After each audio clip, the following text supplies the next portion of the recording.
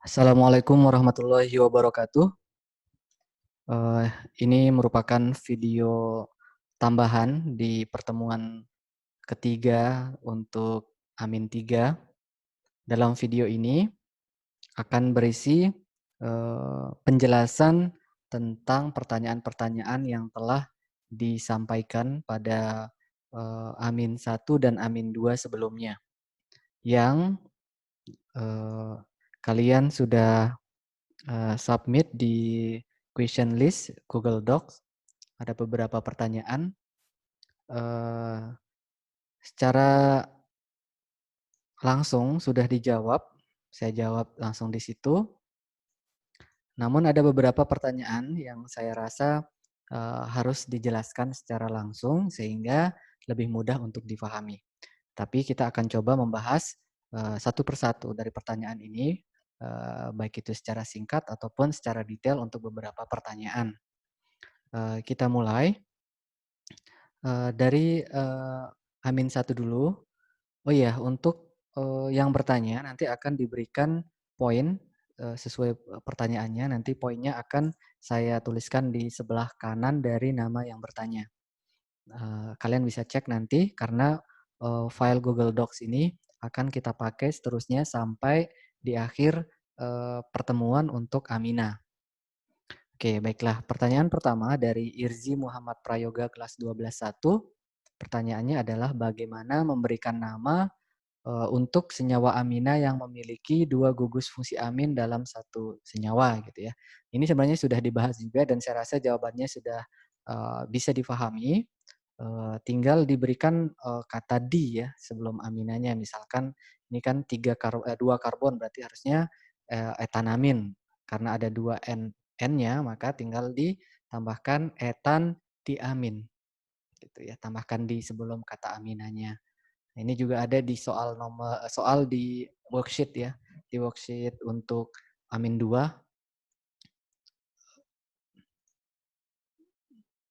Oh, di Amin 1 ya malahan ya. Ya. Contohnya seperti ini. Saya rasa cukup jelas. Kemudian soal nomor 2 dari Muhammad Fikhan Al-Ghifari kelas 12.1. Nah, ini pertanyaannya agak rancu ya sebenarnya.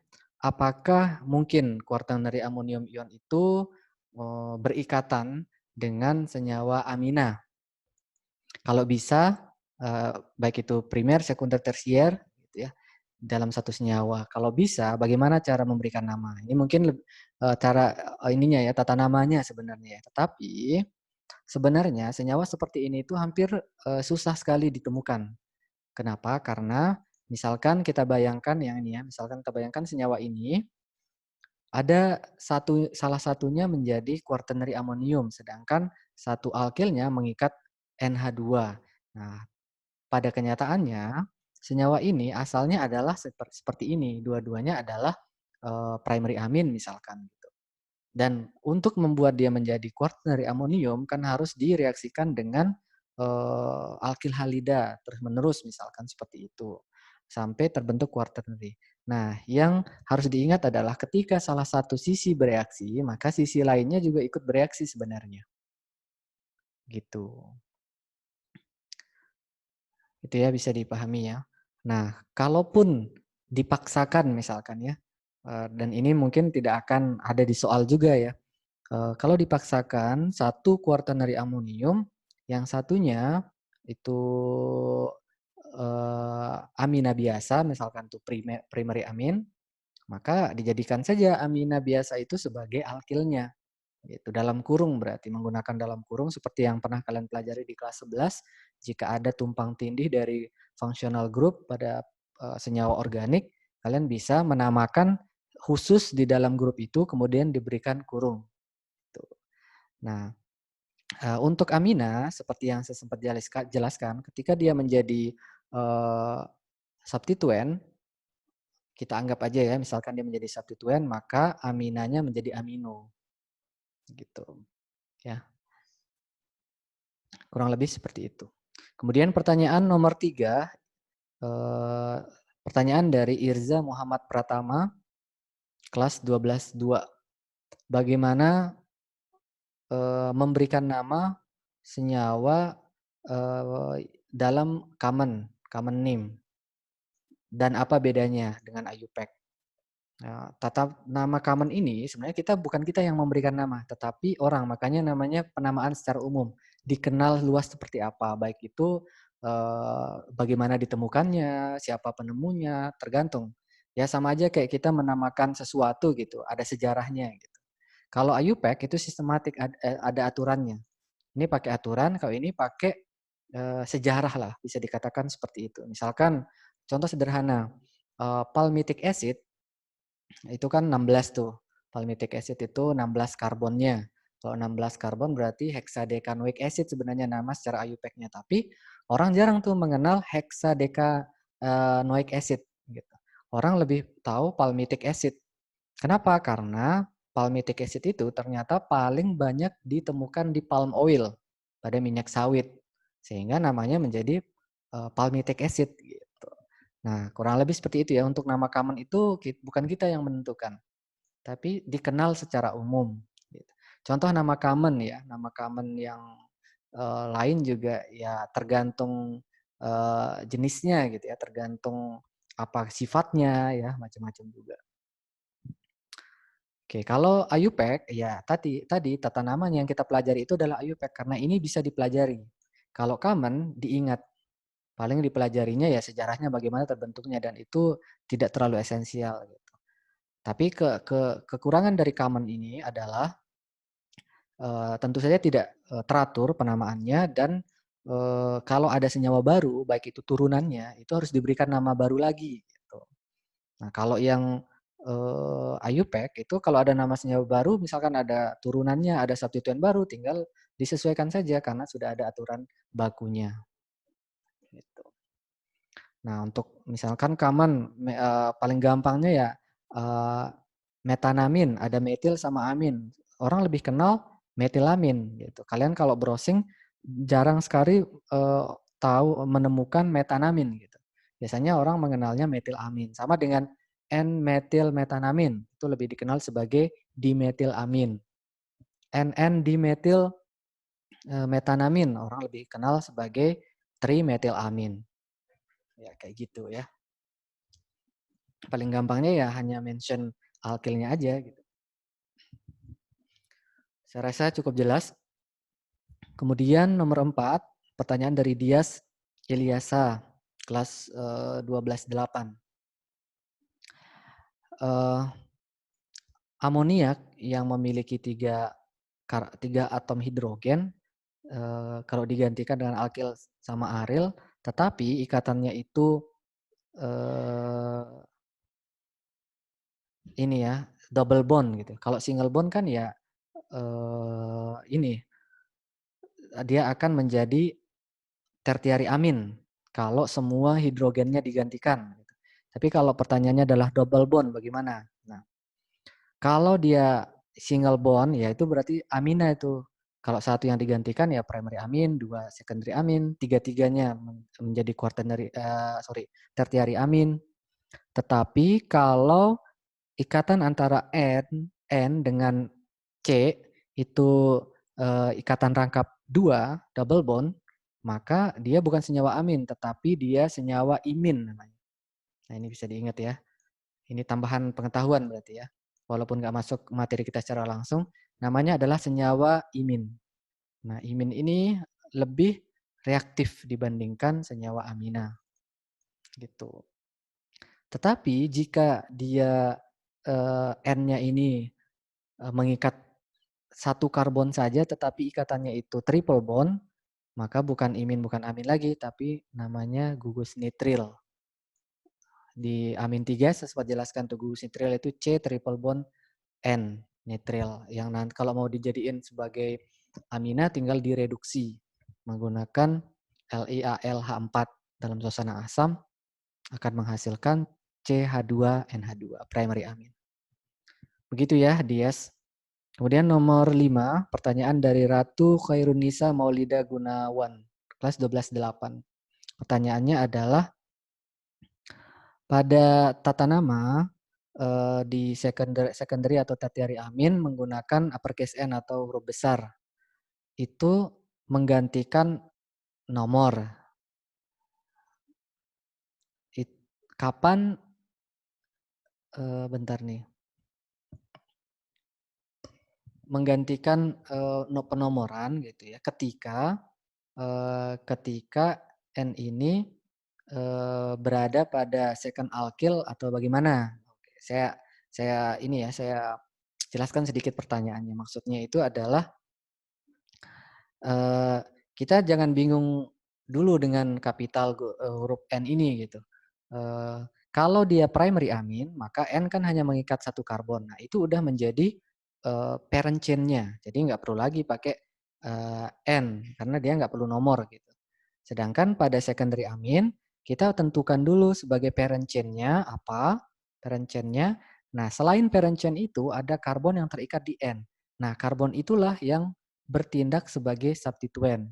Nah, karena dia si karbon ini alkil, kita anggap alkil, alkil ini terikat di N, maka N-nya tidak mendapatkan nomor. Dia nggak ada nomor kan, yang dapat nomor itu C, nomor 1, 2, dan seterusnya. Lalu bagaimana cara menyatakan alkil ini yang terikat di N? Tidak perlu menggunakan nomor, tetapi kita menggunakan huruf besar N. Misalkan ada di sebelah kiri ada etil, N, kemudian di sebelah kanan ada metil. Parentnya apa? Yang panjang, etil. Tapi ada metil terikat di N, maka cara menamakannya adalah N-metil. Gitu. Itu untuk secondary. Kalau tertiary juga ya sama, 2 kali tuh N-nya. Anggap aja 2 nomor N. Mana aja yang duluan tergantung alfabet nanti kalau penamaannya. Begitu. Kemudian pertanyaan dari Nadia Listiana Hafzani, kelas 12-7. Apakah bisa dalam satu rantai mengikat 2 gugus amina? Jika bisa, bagaimana tata namanya? Ini ada pertanyaan di nomor 1 ya. Kalian sebelum bertanya bisa dibaca dulu ya ininya. Pertanyaan-pertanyaan temennya, jawabannya juga. Kemudian nomor 7, pertanyaan dari Hasna Nur Aini, kelas 12-8. Saya masih bingung untuk memberi akhiran pada suatu senyawa amina yang di depannya diawali dengan jumlah rantai karbon, contohnya propana, butana, apakah menjadi propomin, proponine? Nggak ada hubungannya juga ya. Maksudnya dari mana ini kata-kata propomin ini? Di PPT kan sudah jelas ya di situ kalau menamakan amina yang diganti itu cuma huruf akhirnya aja. Misalkan kalau dalam bahasa Inggris propane gitu ya. Ada propane gitu atau propana gitu. Nah, huruf akhir terakhir itu doang tuh dihapus, diganti kata-kata amina. Gitu. Ya misalkan kalau propane E-nya ini ganti dengan kata-kata amin ya namanya propanamin. Tuh. Sama dengan yang lain juga. Ya. Sederhana tuh. Nggak usah ini dari mana nih kata-kata propo ini dari mana ya? Propana butana kan A ini awalnya nih. Ini jangan diganti nih, butan ini jangan diganti. A-nya doang nih yang diganti yang di akhir. Jadi amin berarti buta amin gitu aja, butan amin. Makanya kenapa A-nya ini bukan dari sini yang diganti min doang bukan, tapi aminnya. Karena ketika ada dua senyawa gugus fungsi amin, nulis D-nya itu setelah huruf N. Misalkan butan di amin gitu. Gitu ya. Kemudian apakah penamaan senyawa amina juga menggunakan iso atau neo? Ya, iya sama. Karena ini kan bukan hanya di alkana ya, ini terpakai di semua senyawa organik hidrokarbon. Ya, iso, neo, sec, kemudian third itu tergantung jenisnya. Misalkan yang pakai iso itu kan yang pakai bisa propil gitu. Ada neopropil, ada isopropil, contohnya kayak gini nih. Gitu ya. Untuk menandakan dia jenisnya ada di sini nih katanya. Kalau dia terikatnya lurus, rantai propilnya lurus namanya neo. Kalau sek butil ya kayak gini. Kalau butil isobutil ada nggak? Ada juga. Ini C-nya 2 lagi nih di sini. Di sini nggak ada lurus. Ini kosong, ini deh kayak gampangnya gini. Ininya diganti taruh di sini. Ini namanya isobutil. CH3 yang di sini itu di bawah sini dia. Jadi ada karbon CH2, CH, CH3, CH3. Kemudian ada third butyl. Ini C doang nih, mengikat 3 karbon. Plus di sini misalkan apa gitu, misalkan rantai utama gitu. Entah itu amin kalau secondary amin atau tertiary amin atau hidrokarbon yang panjang. Begitu ya, Hasna. Sekarang kita masuk ke pertanyaan-pertanyaan yang baru masuk. Ini saya buat videonya ini pada hari Jumat. Pertanyaan ini harusnya masuk pada tanggal 16 sampai 18 di pertemuan kedua ya untuk Amina kelas 12.4 sampai 12.9, pertemuan ketiga untuk 12.1 12 sampai 12.3. Pertanyaan pertama untuk yang Amin 2, Norensia Bet Betrice, apa ini bacaan namanya? Betrice, bagaimana ya? Oke, kelas 12.2. Pertanyaannya adalah, jika ikatan hidrogen itu terbentuk ketika ada parsial positif dan parsial negatif, di mana van der Waals itu terbentuk kalau hanya ada parsial positif atau parsial negatif saja, maka bagaimana dipol-dipol itu terbentuk? Apakah ada kemungkinan suatu amina itu memiliki ikatan dipol-dipol? Nah, ini yang harus kalian pahami juga. Sebenarnya ini materi perkuliahan ya. Jadi dalam ikatan kimia itu sebenarnya tidak ada yang saklek gitu langsung. Dipol-dipol itu adalah jenis ikatan secara umum gitu ya. Apalagi van der Waals itu adalah luas sekali jenis cara terbentuknya. Nah, saya coba jelaskan lebih sederhana begini. Kita anggap saja eh, ikatan itu dibagi 4. Nah, ini saya sederhanakan. Yang paling kuat adalah ikatan ionik. Di bawahnya ikatan kovalen. Di bawahnya lagi ikatan hidrogen. Nah, yang paling lemah itu adalah ikatan van der Waals. Nah, kita anggap seperti itu ada dulu. Walaupun ada beberapa ikatan yang masuk di antaranya lah gitu. Ini yang major dulu yang mudah kita pahami. Nah, suatu senyawa itu pasti memilih yang paling stabil, dan yang paling stabil itu artinya yang paling kuat, susah untuk putus. Sehingga dia akan memilih ikatan ionik. Tetapi ada syaratnya. Ikatan ionik itu terbentuk apabila ada ion positif dan ion negatif. Harus ada yang dua itu. Kalau salah satunya tidak ada, maka tidak bisa terbentuk ikatan ion. Nah, kalau suatu dua molekul tidak bisa berikatan secara ionik, maka dia akan turun ke prioritas yang kedua. Misalkan ikatan kovalen. Tapi ada syaratnya juga nih, ikatan kovalen itu terbentuk apabila suatu atom itu menggunakan bersama sepasang elektron dengan atom lain. Dan cara terbentuknya ada berbagai macam cara yang kita kenal sebagai reaksi-reaksi substitusi, adisi, eliminasi, seperti itu. Intinya adalah pemakaian bersama sepasang elektron. Jika tidak ada elektron yang bisa digunakan secara bersamaan oleh dua atom, maka susah atau tidak bisa terbentuk ikatan kovalen. Nah, cara terbentuknya ini saya coba jelaskan di materi ini menggunakan misalkan ada nukleofil. Itu pasangannya adalah parsial positif atau ion positif. Nah, itu bisa tuh membentuk ikatan kovalen. Atau elektrofil. Elektrofil itu pasangannya adalah ikatan rangkap atau atom yang memiliki lone pair atau PEB. Nah, kalian bisa bayangkan sambil coret-coret ya yang saya sebutkan yang tadi, kalian tulis gitu. Nah, kembali ke pertanyaan dari Norensia. Nah, pertama, ikatan hidrogen ini spesifik untuk hidrogen yang bersifat parsial positif. Hidrogen parsial positif ya. Itu spesifik tuh. Karena lebih paling kuat tuh, beda kekuatannya. Kalau ada atom lain parsial positif bisa saja, tapi namanya bukan ikatan hidrogen. Adapun yang atom parsial negatif itu bisa apa saja gitu. Nah, kita kerucutkan sedikit di sini. Jika atom yang parsial positif itu bukan hidrogen, maka sebenarnya dia caranya mirip dengan ikatan hidrogen, walaupun kekuatannya lebih kurang kuat gitu ya. Misalkan karbon lah, karbon berikatan dengan oksigen, maka karbonnya berparsial positif. Nah, ini juga bisa membentuk interaksi. Interaksinya disebut sebagai ikatan hidrofilik, gitu ya, ikatan hidrofilik. Nah, padahal sebenarnya ikatan hidrogen itu juga bisa juga disebut sebagai hydrophilic interaction. Kita hanya penyebutan saja untuk spesifik kepada hidrogen yang parsial positif. Dan sebagian besar memang seperti itu. Itu yang paling kuat parsial positif itu adalah hidrogen, apalagi berikatan dengan halogen. Nah, itu udah terjadi ion tuh kalau kayak gitu, atau pakai oksigen lah, itu kuat banget. Nah, kayak gitu. Nah, jika terbentuk ada parsial positif dan parsial negatif atau interaksi hidrofilik tadi, nah itu bisa juga disebut sebagai dipol-dipol.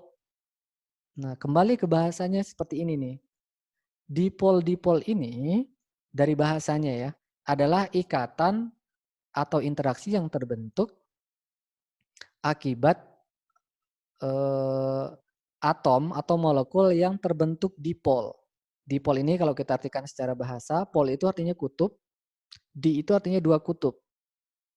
Berarti kalau dipol itu ya pasti terbentuk dua kutub positif dan negatif. Gitu. Nah, padahal secara garis besar, ikatan atau interaksi itu pasti terbentuk karena dipol-dipol. Nah, kalau kita tarik garis lurus, sebenarnya ikatan dipol-dipol ini itu membawahi semua ikatan secara umum. Gitu ya. Tapi kita lebih spesifikkan dipol-dipol ini ada dipol yang permanen, dipolnya. Artinya ada bagian yang positif, ada bagian yang negatif. Yang paling kuat dipol permanen itu ya ion. Terbentuk ion positif dan ion negatif. Di bawahnya ion itu parsial. Parsial positif dan parsial negatif. Kenapa bisa dipol ini terbentuk? Karena perbedaan keelektronegatifan tadi. Misalkan antara C dengan O. C dengan O perbedaannya besar, maka terbentuklah dua kutub. Yang bagian C-nya itu lebih positif, bagian O-nya lebih negatif. Sehingga kita sebut sebagai part yang positif dan part yang negatif. Atau diterjemahkan secara kimia menjadi parsial positif dan parsial negatif. Nah, itu sudah termasuk dipol. Dan dia bisa saja, sebentar saya coba berikan ini ya, apa namanya, gambaran. Nah, misalkan C berikatan dengan O. Nah, karena ada perbedaan keelektronegatifan, maka C ini bersifat parsial positif, O-nya parsial negatif. Nah, ini sudah disebut sebagai dipol nih. Jadi ini ada bagian, tapi belum putus. Kalau misalkan H dengan Cl, sama ini sebenarnya awalnya bisa terbentuk parsial, tapi saking kuatnya Cl dan kita sebut sebagai good living group, Cl ini akan mudah lepas menjadi Cl min sehingga meninggalkan H+. Nah, ini susah juga disebut sebagai dipol karena sudah terpisah gitu. Dan ini udah pisah masing-masing. Kok yang ini masih satu nih. Ini masih satu molekul. Yang ini masih satu molekul. Begitu. Lalu jika ada terbentuk dipol seperti ini dan di sebelahnya ada molekul lain, misalkan H dengan O gitu ya, misalkan pada H2O, maka hidrogen ini parsial positif, oksigen parsial negatif. Nah, ini sama nih, ini juga terbentuk dipol. Dipol. Sehingga ini parsial negatif atau negatif plus positif, maka dia akan berinteraksi. Nah, inilah disebut sebagai ya ikatan dipol-dipol. Padahal ini juga kalau di breakdown ini adalah ikatan hidrogen. Gitu. Hanya dari cara pembentukannya tadi, gitu ya. Nah, ada nggak cara jenis dipol-dipol yang lain? Ada banyak ya. Ada juga dipol sementara. Dipol sementara itu ini yang kita sebut sebagai ikatan van der Waals. Misalkan ada CH4 contoh lah ya. Nih CH4 atau CH gitu ya. Ini terserah nih C. Ini terjadi dispersi. Dispersi itu artinya tidak terjadi dipol pada awalnya. H dengan C ini ikatannya terdispersi. Maksudnya terdispersi itu adalah sepasang elektron yang garis saya sebutkan sebagai garis ini adalah sepasang elektron dalam ikatan kovalen. C dengan H itu sama kuat. Jadi nggak ada yang condong elektronnya ke H atau ke C. Kalau ini beda, elektronnya condong ke O, sehingga condong meninggalkan C, walaupun belum putus. Kalau yang putus ya benar-benar yang ini. Ikatan ini condong ke Cl sampai meninggalkan hidrogen, sehingga terbentuklah H+, terionisasi. Kalau yang ini condong ke O, sehingga seakan-akan C ini kehilangan elektron, padahal dia masih punya nih elektron yang di O ini. Walaupun elektronnya itu lebih ke arah oksigen. Sehingga dapat disebut oksigen ini kelebihan elektron nih sebenarnya. Kalau kita tulis ruangan di sini. Elektronnya C itu berada di sini. Makanya dia bagian yang bersifat negatif karena elektronnya banyak. Ini kekurangan elektron nih, makanya bagian yang parsial positif kayak gitu. Nah, berbeda dengan C dengan H. Ini sama kuat nih, terdispersi, cara menggambarkannya tuh kayak gini. Nah, kalau yang ini kayak gini. C gitu ya. Tetapi karena kita tahu C dengan H, sekalian di sini ya. C dengan H ada elektron di sini sama kuat, tetapi elektron itu mengorbit kan, berputar nih, mengorbit, mengelilingi molekul ini gitu ya, sepasang elektron ini. Ada kalanya, ini ada kalanya ya, ada kalanya elektron itu dua-duanya berada di bagian sini, sepersekian detik. Sehingga di bagian sini tidak ada elektron. Nah, jika terbentuk seperti ini, maka secara tidak langsung akan terbentuk dua bagian kalau kita lihat di bidang-bidangnya. Di bidang yang sebelah kanan ini akan kelebihan elektron, maka dia akan bersifat negatif. Yang ini kekurangan elektron karena elektronnya berada di ruang sini, dia akan bersifat positif. Ini terjadi sepersekian detik. Nah, tapi karena ini bisa balik lagi, maka bisa saja elektronnya itu kembali ke tengah sehingga tidak terbentuk bidang yang positif negatif atau malah ke arah C sehingga yang negatif menjadi C, hidrogennya menjadi positif. Artinya ini terus terjadi. Pengaruhnya apa? Pengaruhnya di sini tidak ada karena cuma sementara. Gitu ya. Ini namanya dipol tapi sementara. Ini akan berpengaruh kalau di sini ada molekul lain yang berdekatan, misalkan C dengan H yang lain dari molekul yang lain. Nah, kita ambil sepersekian detik ketika elektron yang berada di sini. Ketika elektronnya berada di sini, maka dia akan mempengaruhi molekul yang sebelah ini untuk, karena ini ya, positif dengan positif nggak mungkin, negatif dengan negatif nggak mungkin. Sehingga untuk memaksa, karena di sini bersifat negatif, maka memaksa si C ini mendorong elektronnya ke arah H. Ini terjadi nggak alami, yang alami yang ini terjadi alami. Yang ini nggak alami karena klausul atau karena keadaan. Gitu ya. Sehingga elektronnya berada di sini. Maka ini menjadi positif, ini menjadi negatif. Awalnya kalau ini tidak ada, ini kembali lagi nih seperti semula. Tapi karena ini berdekatan, dia akan mempengaruhi, menginduksi ini. Nah, ini akan secara tidak langsung berinteraksi. Nah, interaksinya ini disebut sebagai van der Waals interaction. Ini dipol bisa atau dipol sementara dengan dipol terinduksi. Ini namanya dipol terinduksi. Nah, kurang lebih seperti itu ya.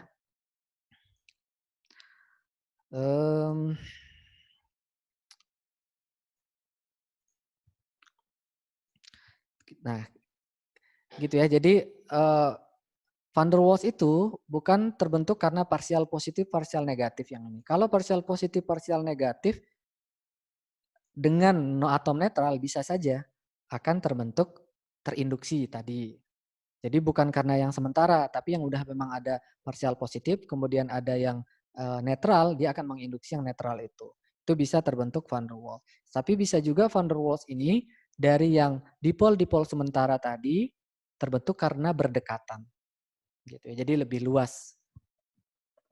Jadi kesimpulannya adalah dalam senyawa amina khususnya itu bisa terjadi nih semuanya. Kemudian pertanyaan nomor 2 dari Irza Muhammad Pratama. Irza Muhammad Pratama saya ingat kayaknya pernah. Oh iya, ada pernah pertanyaannya. Oke, lumayan ya, poinnya akan nambah terus banyak.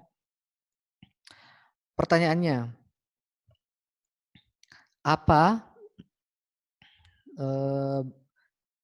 regen reaksi basa yang bisa digunakan pada SN2? Maksudnya apa ini? Basa ya, reaksi basanya. Yang penting basa kuat.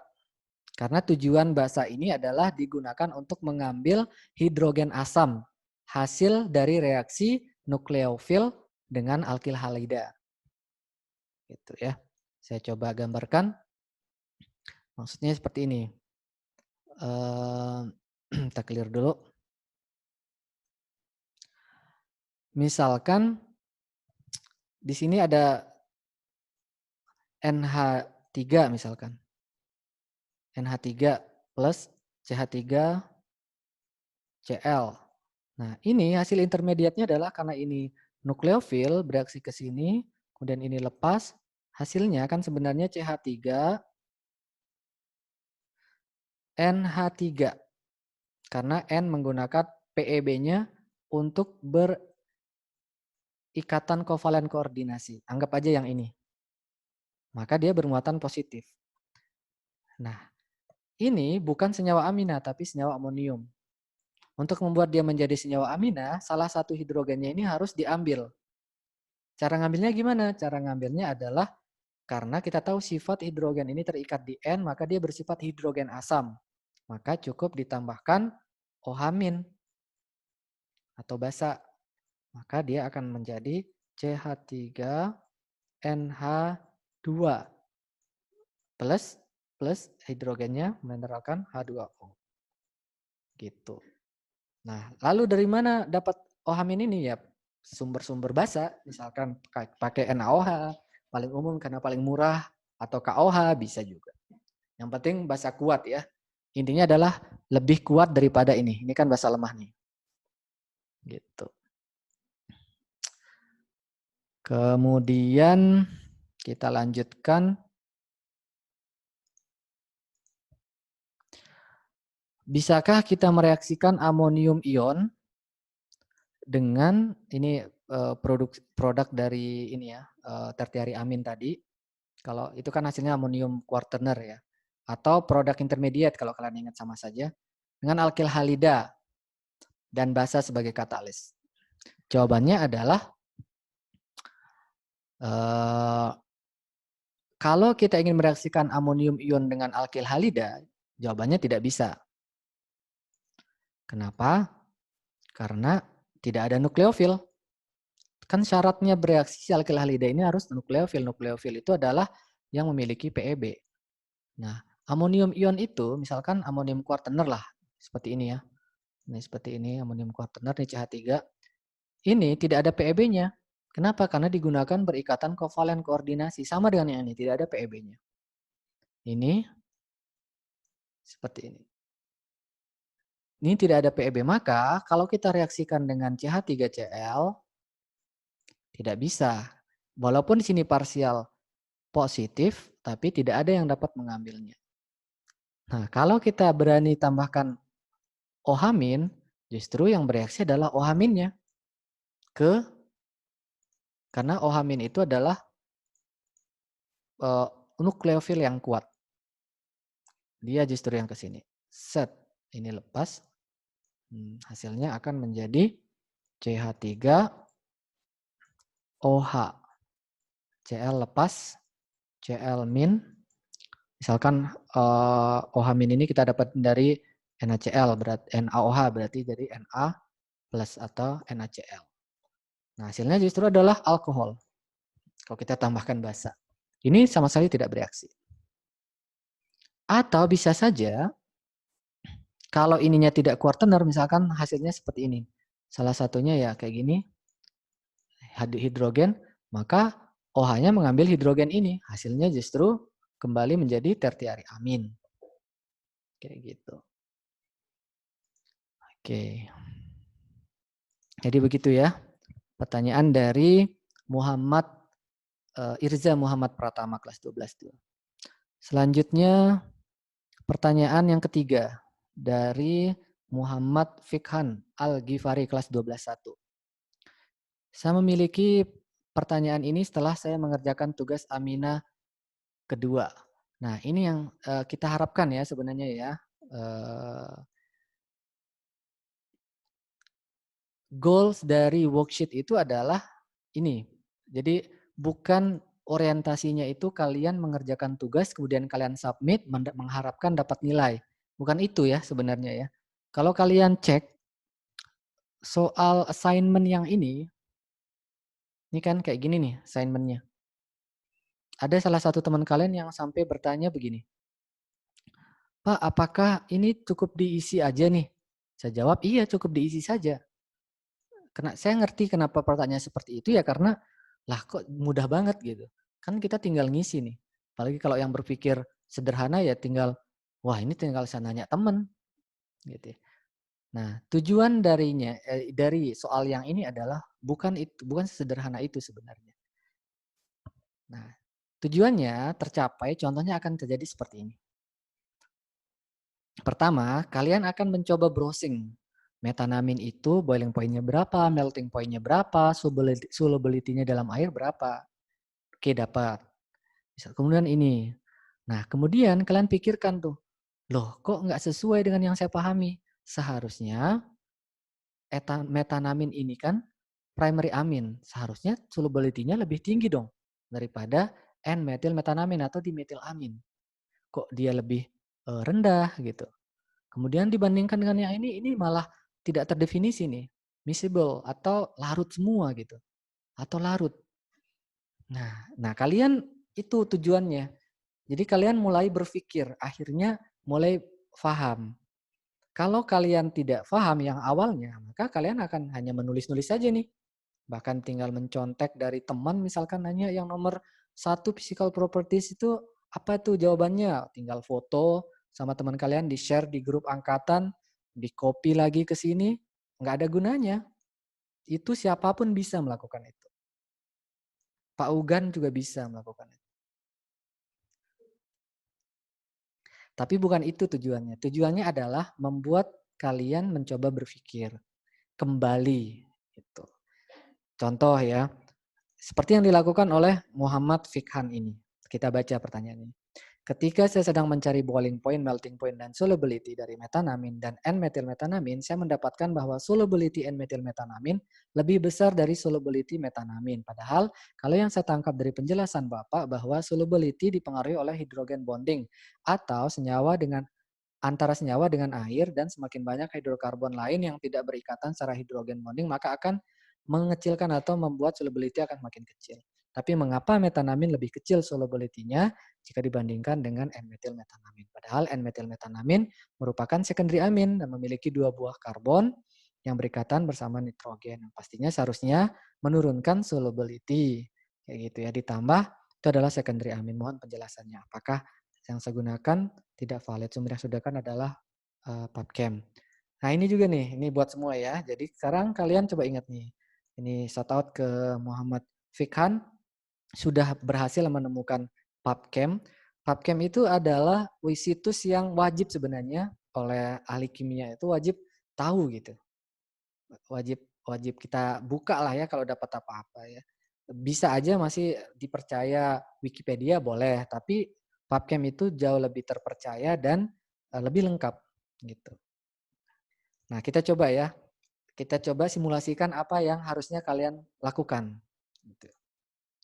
Misalkan kita ingin mencari solubility dari metanamin. Caranya ya kita copy dulu misalkan metanamin, kemudian kita masuk ke PubChem.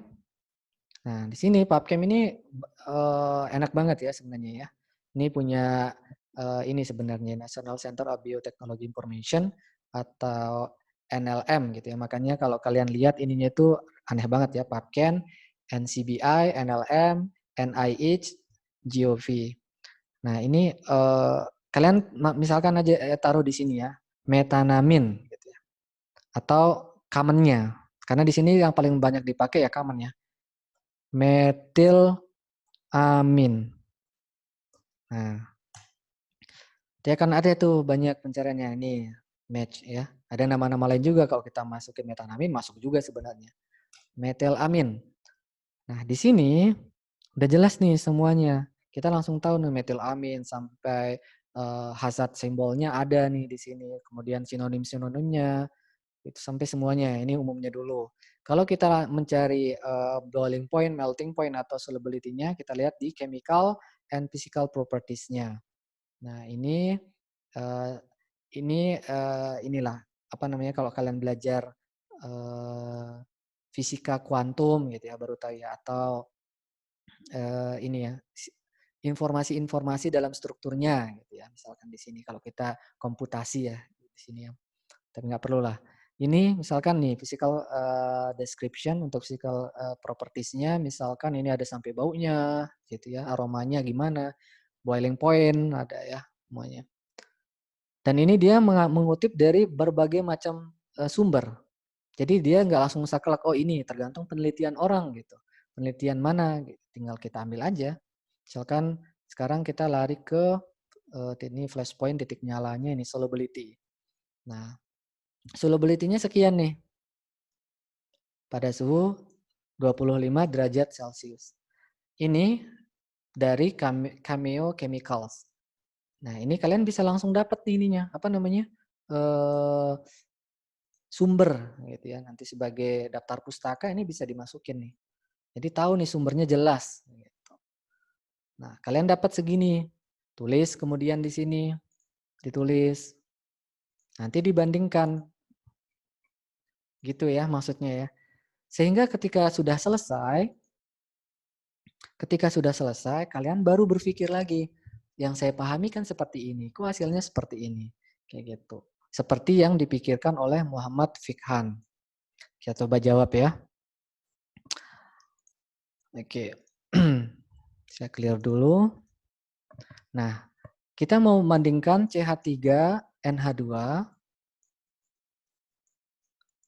Kenapa solubility-nya lebih rendah dibandingkan CH3NH CH3. Kenapa ini lebih tinggi solubility-nya? Nah, jawabannya seperti yang saya jelaskan sebelumnya itu sebenarnya tidak salah juga. Makanya saya menggunakan istilah the length of hydrocarbon chain atau panjang rantai hidrokarbonnya. Semakin panjang rantai hidrokarbonnya, maka semakin mencegah dia untuk dapat larut dalam air. Bukan banyak saja ya, tapi panjangnya. Artinya panjang itu apa? Artinya C ini terikat di C. Panjang terus. Kalau terjadi hal seperti ini, secara kasat mata berarti harusnya ini nih mudah berikatan dengan air. Tapi setelah diteliti ternyata ini lebih mudah berikatan. Kenapa? Karena sebenarnya kalau dari jumlah ikatannya sama saja. Karena N berikatan dengan C, C ini juga dapat membentuk parsial positif sehingga dapat berinteraksi dengan air, membentuk hydrophilic interaction. Gitu ya. Jangan menganggap C dengan N langsung C-nya C-nya langsung netral gitu. Tetap karena ada perbedaan keelektronegatifan antara C dengan N di sini. Jadi tetap C-nya parsial positif. Makanya sama dengan tertiary amin. Seperti ini. Ini N-nya tetap parsial negatif. Walaupun dia tidak bisa membentuk ikatan hidrogen sesamanya dia, tetapi mengakibatkan C-nya juga parsial positif gitu. Ya sama dengan yang ini. Nah, ini kalau kayak gini maka harusnya ini sama karena sama-sama 3 kita membentuk hydrophilic interaction. Tapi kenapa ini lebih kuat interaksinya dengan air? Karena adanya pengaruh induksi dari C dengan N mengakibatkan H itu semakin positif. Jadi logikanya gini. Bisa jadi di dalam kimia organik tuh kayak gini ya. Yang harus dipahami juga. N ikatan dengan C, di sini H. Ini saya buka strukturnya. Akan ini CH3. CH3 di sini ya. Nah, Dengan adanya N, maka membuat C ini tertarik kan elektronnya ke N. Nah, ini juga mengakibatkan ada tembus ya, bahasa sederhananya itu tembus lah gitu ya pengaruhnya itu. Jadi digambarkan seperti ini gitu. Jadi yang positif terdampak oleh N ini bukan hanya C, tapi H juga terdampak walaupun tidak sebesar H yang ada di sini. Mengakibatkan ini walaupun tidak sampai parsial tetapi bersifat positif. Sehingga nanti bisa juga membentuk interaksi dengan air yang sudah ada oksigen yang benar-benar parsial negatif. Bisa juga nih berinteraksi. Jadi kalau dihitung interaksi ini lebih banyak walaupun ini lemah banget tetapi banyak. Yang ini yang lemah banget, ini kuat banget, ini ya kuat tapi nggak sekuat yang ini dengan air. Jika kita bandingkan dengan ini sama juga, ini juga berinteraksi juga tetapi tidak sebanyak yang ini. Nah, ini masalah berpengaruh-pengaruh ini juga saya jelaskan ketika menggunakan benzen sulfonyl chloride ya misalkan ya, yang di tugas kalian juga. Misalkan di sini ada benzen sulfonyl chloride itu gini ya.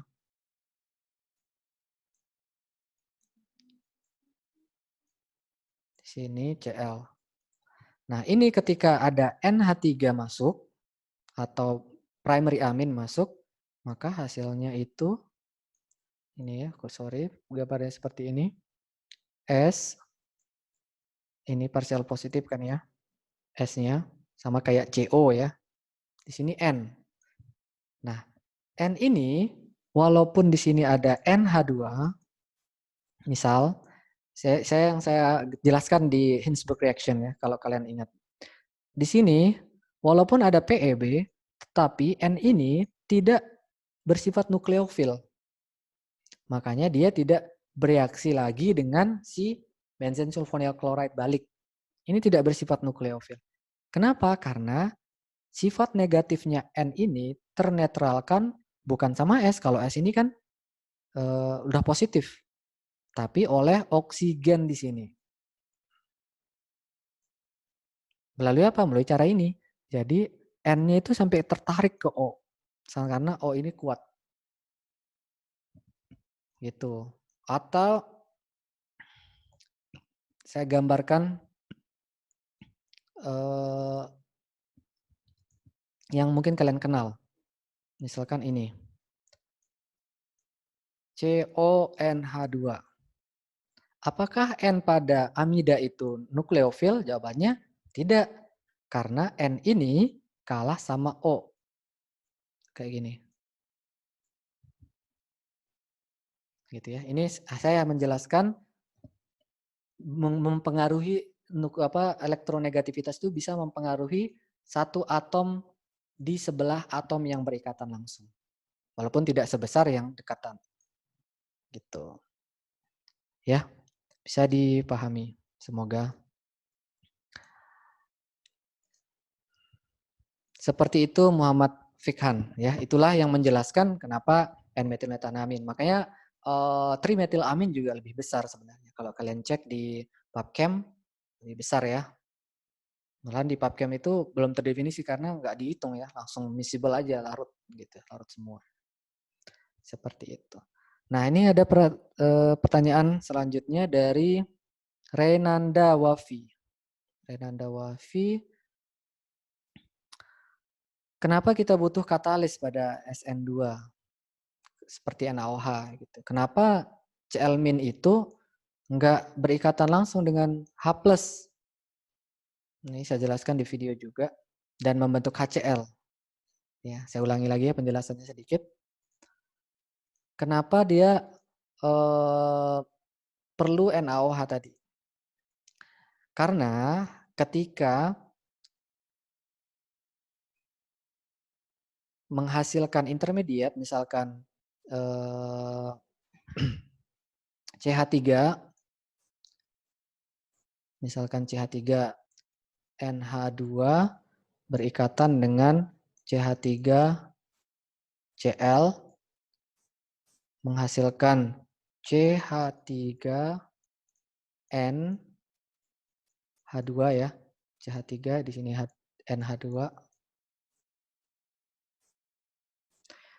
Ini bermuatan positif. Nah, ini bukan senyawa amin. Jadi kalau kita cukupkan reaksinya seperti ini, maka dia akan menjadi senyawa amonium, garam. Garam amonium namanya ya sebut aja nih. Dimetil amonium chloride. Ini hasilnya. Bukan senyawa amin. Untuk membuat dia menjadi senyawa amin, maka kita butuh menghilangkan hidrogen ini. Kenapa hidrogen ini tidak bisa diambil langsung oleh si Cl? Karena Cl ini bukan nukleofil. Jadi dia itu nggak butuh sebenarnya hidrogen. Dia senang sendiri, makanya disebut sebagai good living group. Ini jomblo asli lah ini ya, jomblo bahagia dia. Dia nggak butuh orang lain nih, si Cl ini. Cl min, dia lebih stabil seperti itu. Makanya Cl justru ketika dia bereaksi berikatan dengan H, Cl ini nggak stabil nih HCl ini. HCl ini sangat tidak stabil. Kalau ini kalian masukkan ke dalam air, langsung otomatis menjadi H+, Cl min. Makanya dia malah membebaskan H+ yang banyak semuanya. Cl-nya nggak usah dianggap karena dia lebih sendiri. Sifatnya stabil aja udah Cl min gitu.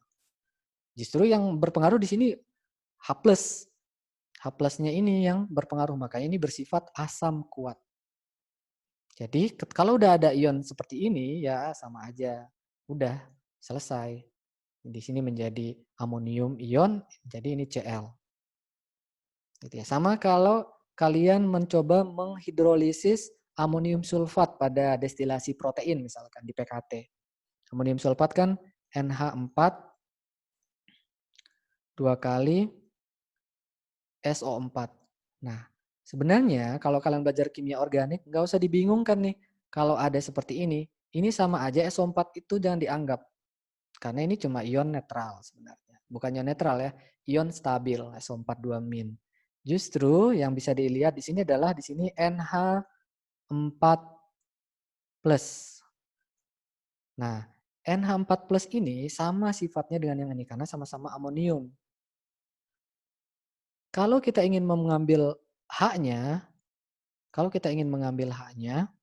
maka tidak bisa menggunakan SO4 2 min dengan berharap, oh ini menjadi NH3, kemudian H-nya lepas, H-nya menjadi H2SO4.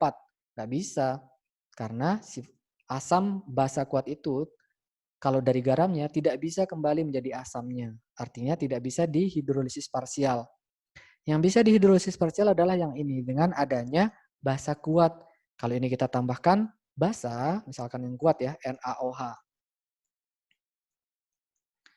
NaOH. Nah, NaOH ini kan membebaskan OH- sebenarnya kan. OH- ini akan mengambil hidrogen asam. Hidrogen asam sama persis seperti yang di sini. Hasilnya akan menjadi NH3 plus H2O. Gitu. Nah, ini yang ditampung kalau pada penetapan protein. Kalau yang ini, kalau kita tambahkan OH-, ya hasilnya akan menjadi primary amin. Ini hilang menjadi CH3NHCH3. Sama dengan yang ini kan hanya beda di sininya asalnya. Kalau ini asalnya dari NH3, kalau ini asalnya dari yang ini. Kita tambahkan yang ini. Gitu. Ya, lalu kemana SO42-nya? Ya, nggak perlu ditulis juga nggak apa-apa sebenarnya. Tapi kalau di reaksi ya lebih bagus ditulis. Tulis menjadi SO42-. Boleh nggak kita nulis kayak gini? Boleh, ini udah stabil. Tapi supaya nggak bingung, kemana kationnya? Kationnya ya dari sumber basanya Na+ di sini ya sama. Anggap aja Na+. Kalau ini kita mau gabung jadi Na2SO4. Dan ini kalau di dalam air tidak menjadi Na2SO4. Ini kalau diuapkan pelarutnya baru terbentuk kristal. Tapi kalau di dalam air ya masing-masing ion Na, ion SO4 2 min gitu. Ya, intinya adalah telah terhidrolisis parsial. Ini namanya terhidrolisis parsial. Jadi, kesimpulannya adalah fungsi NaOH pada katalis dalam reaksi ini adalah untuk menghidrolisis ion amonium ini menjadi basanya atau menjadi aminanya. Hidrolisisnya namanya hidrolisis parsial. Begitu. Begitu ya, Reynanda. Oke, demikian pertanyaan dari kalian sudah dijawab. Silakan dipelajari. Nanti saya akan jawab lagi di sini supaya bisa dibaca lagi jawaban-jawaban dari pertanyaan ini. Demikian, semoga bermanfaat. Tetap belajar, diperbaiki niatnya, belajar untuk mendapatkan pemahaman gitu ya, bukan untuk menggugurkan kewajiban. Assalamualaikum warahmatullahi wabarakatuh.